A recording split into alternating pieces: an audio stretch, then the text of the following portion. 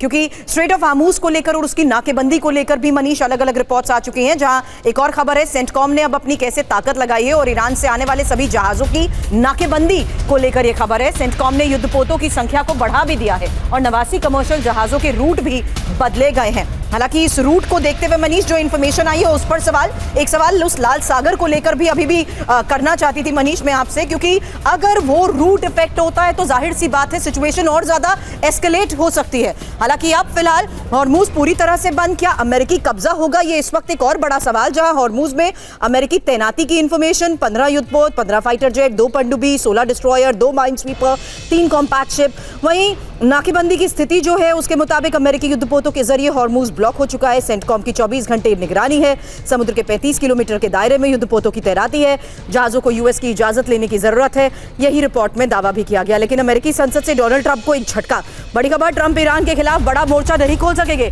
और संसद से ईरान के खिलाफ सीमित सैन्य कार्रवाई का ही प्रस्ताव पास हुआ है। सैन्य कार्रवाई सीमित करने के पक्ष में 50 मत, जबकि डोनाल्ड ट्रंप ने समर्थन में 47 मत पड़े हैं।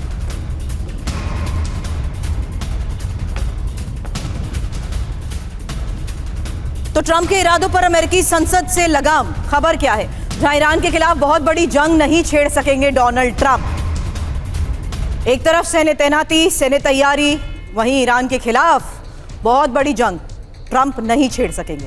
अमेरिकी संसद से सैन्य गतिविधियों को सीमित करने वाला प्रस्ताव पास, 4 रिपब्लिकन सदस्यों ने विपक्ष से अलग होकर प्रस्ताव के पक्ष में मतदान भी किया है।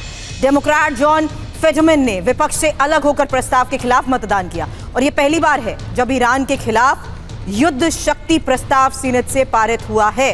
अब ट्रंप ने युद्ध शक्ति प्रस्ताव को पूरी तरह से असंवैधानिक बताया है। बड़ा सवाल यही है मनीष कि क्या ट्रंप इस प्रस्ताव पर हस्ताक्षर करेंगे या वीटो करेंगे? मनीष, जैसे हम कहते हैं ना कि दिल्ली अभी दूर है, उसी तरह से आप कहें तो इस प्रस्ताव को लेकर अभी बहुत कुछ किया जाना बाकी है। पहले तो सीनेट की अंतिम मंजूरी मिलनी बाकी है, उसके बाद फिर हाउस ऑफ रिप्रेजेंटेटिव में जाएगा जहां पर कि ट्रंप की पार्टी की मेजॉरिटी है, और उसके बाद फिर प्रेसिडेंट को साइन करना पड़ेगा जहां पर वो अपना वीटो का इस्तेमाल कर सकते हैं। इन सब से अलग अगर आप देखें तो आजकल एक नया ट्रेंड है कि आप युद्ध को युद्ध कहते ही नहीं है, आप कहते हैं कि हमारा एक मिलिट्री ऑपरेशन चल रहा है, हमारा एक पुलिस ऑपरेशन चल रहा है। जैसे वेनेजुएला में जो हुआ वो अमेरिका की जो किताबें हैं उसमें वो एक आप कहें तो पुलिस ऑपरेशन था, उसी तरह से ये एक छोटा सा मिलिट्री ऑपरेशन था। रूस यूक्रेन युद्ध का आपको याद होगा कि उसको पुतिन ने स्पेशल ऑपरेशन का नाम दे दिया था। तो कुल मिलाकर आप तकनीकी तौर पर उसका नाम युद्ध रखते ही नहीं है। तो ऐसी बहुत सारी तकनीकें हैं। अब सवाल यह है कि आज जो मतलब कल जो हुआ अमेरिकी सीनेट में, क्या उससे ट्रंप की मनमानी करने पर रोक लगेगी?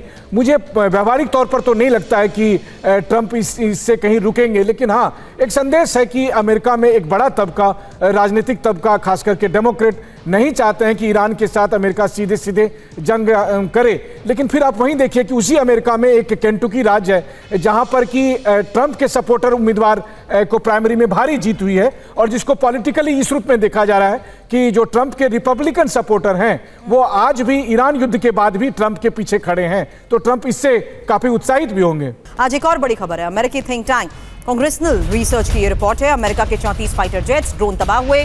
24 MQ-9 रीपर ड्रोन को ईरान ने नष्ट किया है। 8 लड़ाकू विमान और ड्रोन हमले में क्षतिग्रस्त हुए हैं।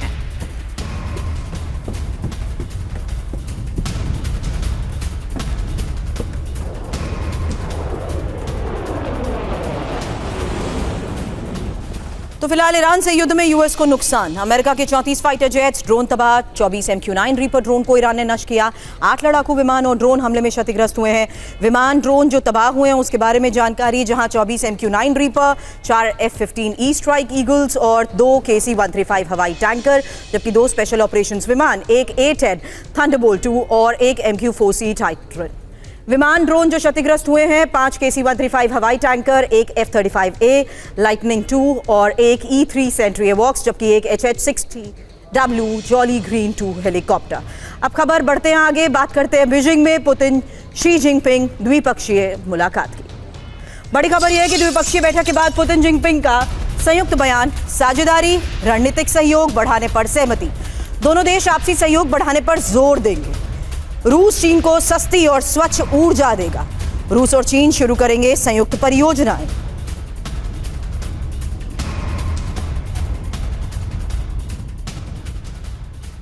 एक तरफ इस मुलाकात की तस्वीरें सामने आ रही हैं, वहीं अब तारीफ भी की गई है। पुतिन ने चीन की तारीफ की है, शानदार आयोजन के लिए धन्यवाद कहा है।